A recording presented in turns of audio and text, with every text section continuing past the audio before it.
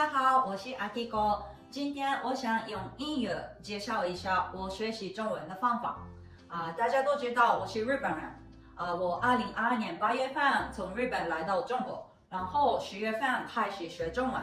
我参加了 AKIGIRI 4级、5级，然后这个是2024年10月份通过了 AKIGIRI 6级。所以呢，今天我想用英语给大家分享我学习中文的方法。那么我们开始吧。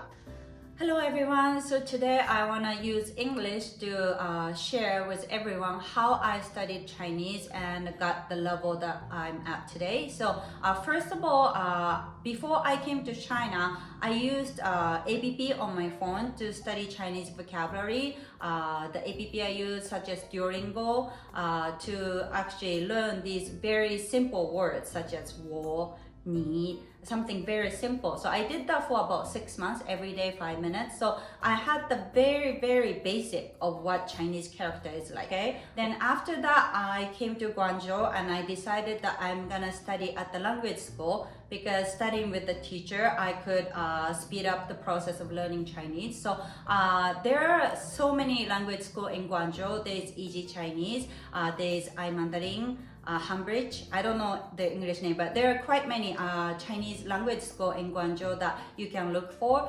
And one thing that I really was specific was how I choose my language school. So I had 4 different schools that I did a free trial lesson.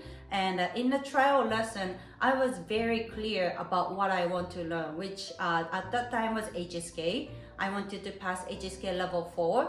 And depending on the school, their approach of learning Chinese is quite different. And at the end, I chose a school called Easy Chinese. And the reason why I chose Easy Chinese is because they were very flexible of how to create the class schedule. I said that I need to take the HSK level 4, which is a little bit hard to start with. Usually people who have no understanding of Chinese start from level 1. For Japanese people who have understanding of Chinese characters, we start from level 3. But starting at level 4 was quite harder than the regular standard. But Easy Chinese actually accepted my request, and they also told me that I can just focus on the test, HSK test, without going through all the basic, which could cut a very lot of time. Because I only have 2 years in China, I wanted to make sure that I can achieve my goal within the limited time.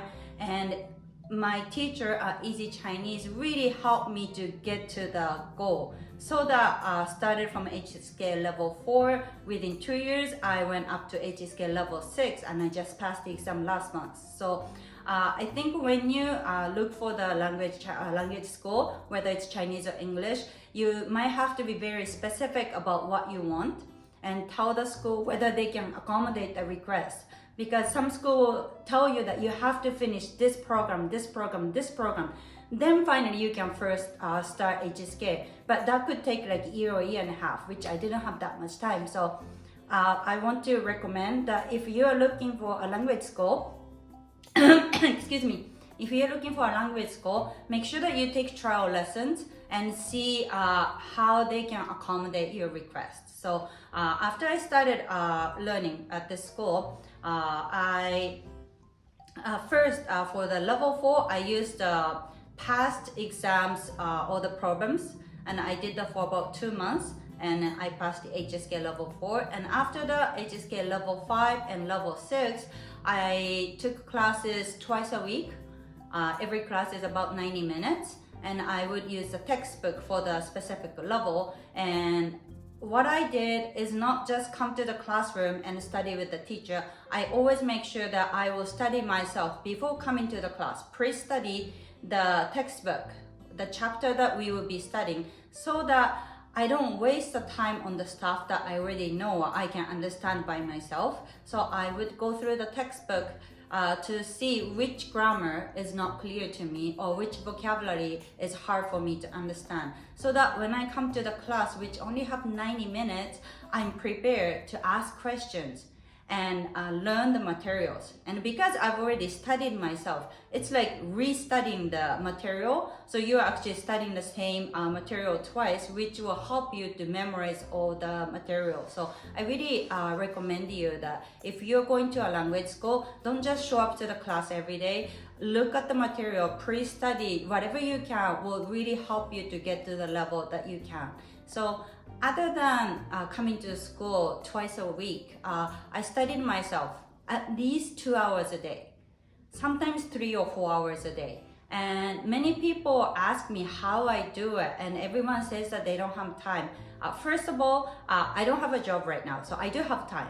But even people who don't have a job, it's really hard to make the time just for studying. So for me, I make sure that I put in my schedule from what time to what time I study on Monday, what time to what time on Tuesday. So everything is set in my calendar so that I will schedule everything else around the studying schedule. So that's how dedicated I am, because if you think that you're gonna study when you have time, you're not gonna have time. You will have so many other things to do in your life. But if studying Chinese or mastering this language or any other language is your goal, you need to make sure that you will set the time first so that you have the time to study and you have no excuse for yourself that you didn't get to do it. So that's one thing that I would like to recommend to you if you are studying Chinese or any other languages. Okay, now I want to talk about how to improve the conversation skill. Mainly I have two things I want to share with you. The first thing is that when I started practicing Chinese conversation, I often invite my friends to go for coffee together, whether it's a Japanese person studying Chinese or a Chinese friend or other foreigners, who are also studying Chinese. But you can just invite anybody, but just go for coffee and start using Chinese. And one thing I've heard the same experience, but when you meet, let's say that I'm meeting a Chinese person who is studying Japanese. When we meet, they want to talk in Japanese because they're studying Japanese. They want the opportunity to talk in Japanese, but they can talk in Japanese to me, but I will be talking back to them in Chinese. So I think many people from different countries, you might have an experience that you want to speak Chinese, but when you meet the Chinese person, they will talk to you in English because they want to practice English. If this is the situation that you are in and you feel like, I can't talk in Chinese because they talk English to me, you can still talk. You can tell them that, I want to practice Chinese, you want to practice English, so I will talk in Chinese and you will talk to me in English so that we can both practice. If you do this, then you can actually really practice conversation. And you can also tell your Chinese friend that, if I make mistakes speaking in Chinese, please tell me. My pronunciation, my grammar, anything, so that they can correct you right away. And if you have this opportunity more and more, I can guarantee that your conversation skill will go up, because that's how I did too. Because I got to know many Chinese people who love to talk in Japanese. But if I just talk in Japanese with them, then there's no way that my Chinese level is at this level right now. So I really recommend that you have to change the mindset. They can talk to you in English, but you can also talk to them in Chinese and build a relationship so that you can practice together. This is one thing. And one more thing is that you can look for a language corner in the city that you live. In the city that I live, in Guangzhou, when I came 2 years ago, there was no language corner because of COVID.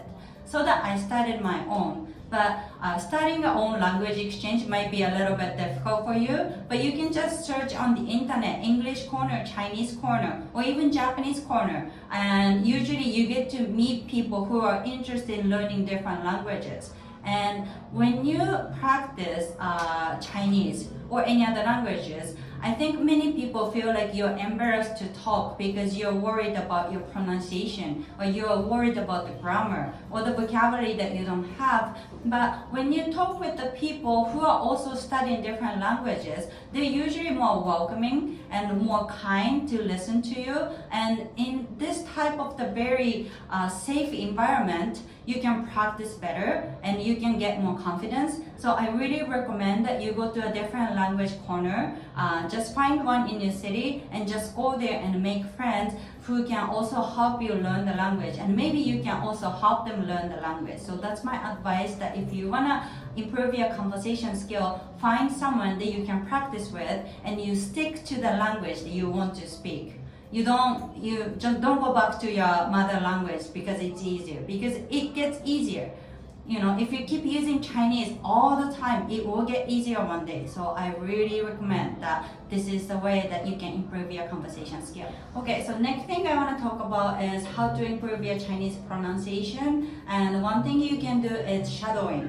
So you can pick up some Chinese speaking channel. It's better to pick a channel that they are talking all the time and just listen to it, and you don't have to understand it. You just need to listen and say that whatever the sound that comes into your ear, you speak it. So that moment, this shadowing practice is not for you to understand the Chinese sentences. It's about just listening to the sound and pronouncing it in the same way. So I usually do this when I'm cooking. At home when I'm cooking, I just put some of the Chinese YouTube channel and I'll just listen and I'll just say the same thing, that whatever that they're saying, I will just say it.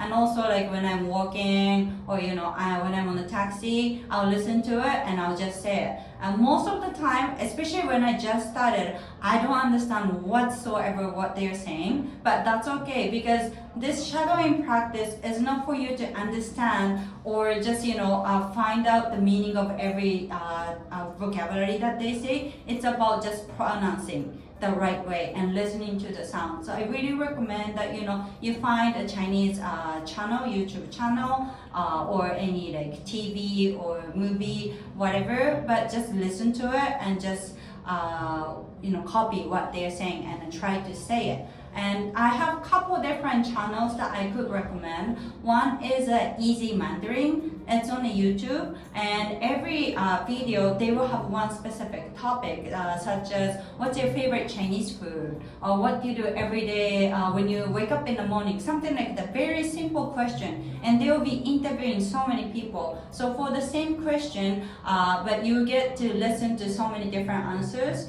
and because it's an interview, that they will just keep talking. It's okay to watch drama or movies, but sometimes drama or movies, they have the pause and they have a very quiet scene that it may not be the best material for shadowing. So for shadowing, I do recommend that you pick something they're just talking all the time, so you can just listen to the rhythm of the Chinese and the sound of the Chinese. And also another one is called Smart Mandarin. It's also on YouTube, and I used to watch this all the time. She'll be explaining to you about the easy vocabulary and greeting and how to say this sentence in Chinese. So it's a great channel to watch. But most important thing is you find the one that you feel interested in. Many people say that, oh, you watch the kids channel, it's easier to understand. If you like kids cartoon, that's great, you can watch it. But for me, cartoon for the kids wasn't my thing. I'm not saying it's bad or it's good. It was just not my thing. So I found something else that I felt interested, something else that the topic interests me. So doesn't matter whatever you choose, make sure that you choose something that you feel interested, so that you can listen to it and you don't get bored, or you feel like you don't want to listen to it anymore. So that's my advice for how to improve the pronunciation and how to keep going. And this is how I learned Chinese and I got to the level where I am today. So if you have any questions, you can leave me a comment. And thank you very much for watching my channel. I'll see you in my next video. Thank you. Bye bye.